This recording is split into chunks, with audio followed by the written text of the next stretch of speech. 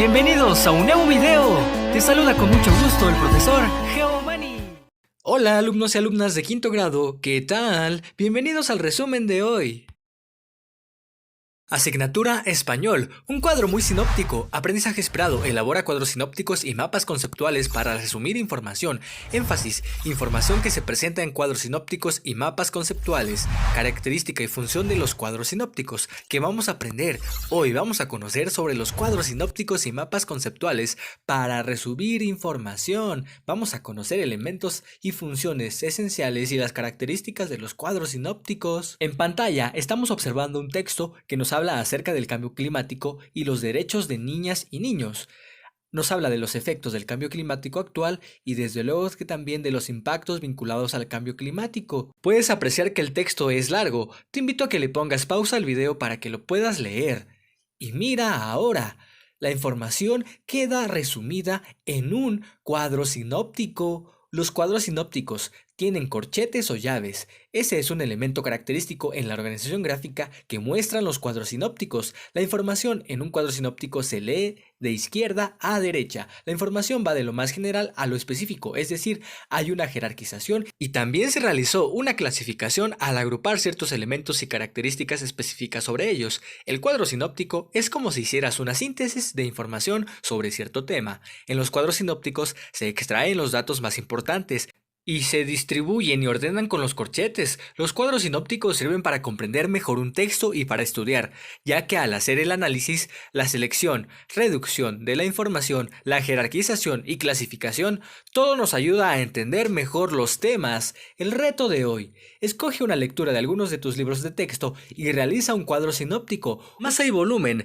propiedades medibles de los sólidos, aprendizaje esperado, identifica a la masa y el volumen como propiedades medibles. La materia es todo aquello que está a nuestro alrededor, tiene masa y ocupa un lugar en el espacio, es decir, tiene volumen y puede encontrarse en los diferentes estados físicos de la materia: sólido, líquido, gaseoso y plasma. Los sólidos tienen masa, volumen y forma constante, es decir, que no se pueden comprimir, no pueden reducir su volumen al aplicarles una fuerza, y no fluyen, es decir, que no se desplazan sobre las superficies. Los líquidos tienen masa y volumen constante, pero su forma se adapta al recipiente que los contienen y fluyen o escurren. Los gases tienen masa constante, pero su volumen y su forma se adapta para llenar el recipiente que los contiene, es decir, se expanden o se comprimen.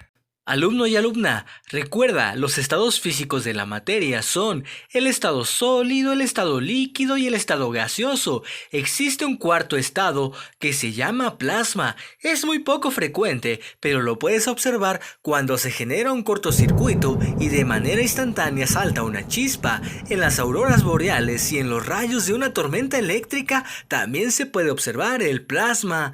Toda la materia tiene características como son el tamaño, forma, dureza o densidad que nos permite distinguir los objetos unos de otros.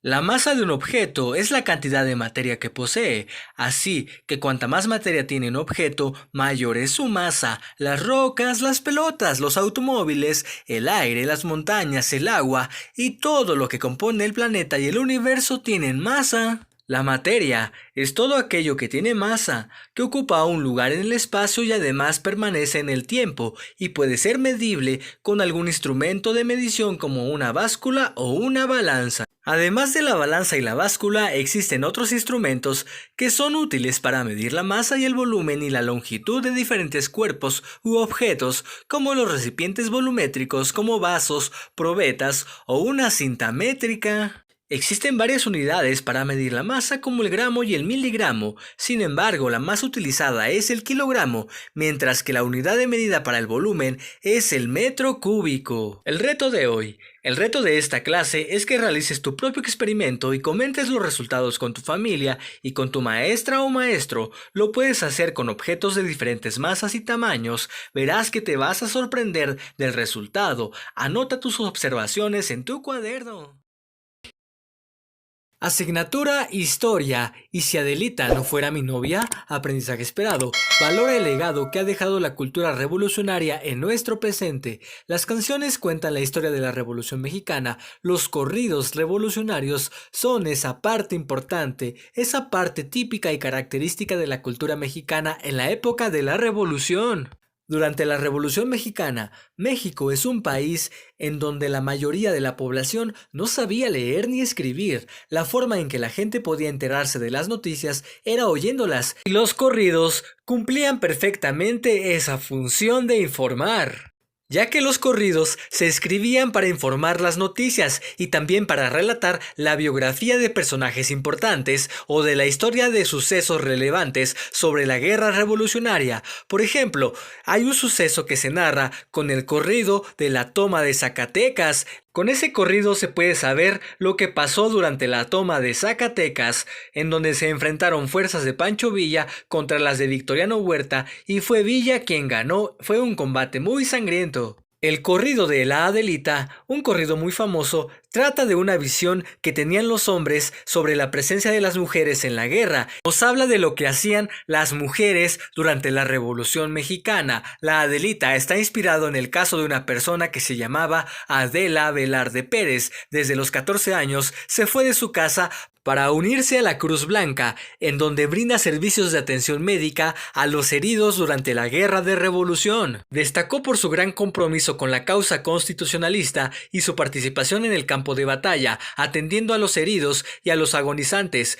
Las Adelitas tuvieron una participación importante, eran las enfermeras que curaban a los soldados heridos. Muchas mujeres tuvieron que aprender a usar las armas para defender sus tierras y sus casas después de que los hombres se fueron con un ejército a luchar. Dolores Jiménez y Muro fue una mujer revolucionaria, escritora y periodista. Es reconocida como uno de los principales símbolos de la insurgencia femenina durante la Revolución Mexicana. Ella encabezó una protesta en la Ciudad de México en contra del fraude electoral de 1910. Una de sus principales consignas fue que es tiempo de que las mujeres mexicanas sean reconocidas en sus derechos y obligaciones que van más allá del hogar. La coronel Rosa Bobadilla fue una mujer que se unió a la causa zapatista. Las mujeres lucharon por la libertad y la igualdad de derechos durante la revolución. Es importante que recuerdes la memoria de estas mujeres que han sido olvidadas, pues sin ellas no podemos entender realmente ningún proceso histórico. El reto de hoy: consulta otros libros, comenta el tema de hoy con tu familia e investiga más sobre otras mujeres revolucionarias. Por ejemplo, Ana Belén Gutiérrez de Mendoza, Sara Estela Ramírez, Elena Arismendi Mejía y Amelia Robles Ávila. Asignatura Matemáticas. Armo figuras con los abuelitos. Aprendizaje esperado. Construye y usa una fórmula para calcular el área del triángulo y del trapecio. Observa estas imágenes que manda Pedro. Él vive en Puebla y cuenta que sus abuelos elaboran rompecabezas de madera muy hermosos. Pedro se divierte mucho armando figuras con sus abuelos y puede armar figuras como estas utilizando trocitos de madera. También las pinta de colores muy llamativos, así como estos. ¿Qué figuras geométricas identificas? Triángulos, trapecios, romboides y rectángulos.